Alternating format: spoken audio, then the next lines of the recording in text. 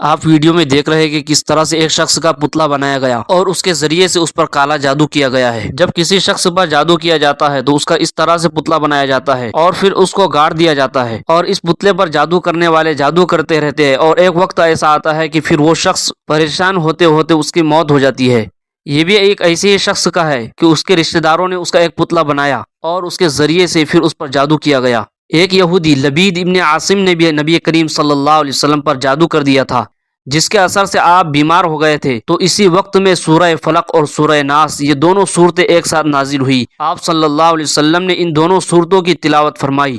تو آپ بالکل تندرست ہو گئے اور جادو کا اثر ختم ہو گیا۔ حافظ ابن قیم رحمۃ اللہ علیہ نے فرمایا کہ ان دونوں صورتوں کو سحر اور نظر بد اور تمام آفات جسمانی و روحانی کے دور کرنے میں بڑی تاثیر رکھتی ہے۔ حدیثوں میں بار بار آتا ہے کہ رسول اللہ صلی اللہ علیہ وسلم سفر میں ہو یا حضر میں، یا جب بھی آپ کو کوئی بیماری پیش آتی تو آپ یہ معوذتین پڑھ کر اپنے ہاتھوں پر دم کر کے سارے بدن مبارک پر پھیر لیتے تھے اور فرماتے کہ قل هو اللہ احد، سورہ ناس اور سورہ فلق کو سونے کے وقت اور پھر اٹھنے کے وقت، اور جب صبح ہو اور جب شام ہو 3 مرتبہ پڑھا کرو، تمہارے لیے ہر تکلیف سے امان ہوگا۔ ہمیں چاہیے کہ نبی پاک صلی اللہ علیہ وسلم نے جو دعائیں ہمیں سکھائی ہے وہ ہمیں یاد ہونا چاہیے، تاکہ اگر سے کوئی ہم پر جادو کرے تو اس کا اثر ہم پر نہ ہو۔ ویڈیو پسند آئی ہو تو لائک کریں، اور اس ویڈیو کے بارے میں آپ کی کیا رائے ہے کمنٹ کر کے ہمیں ضرور بتائیں۔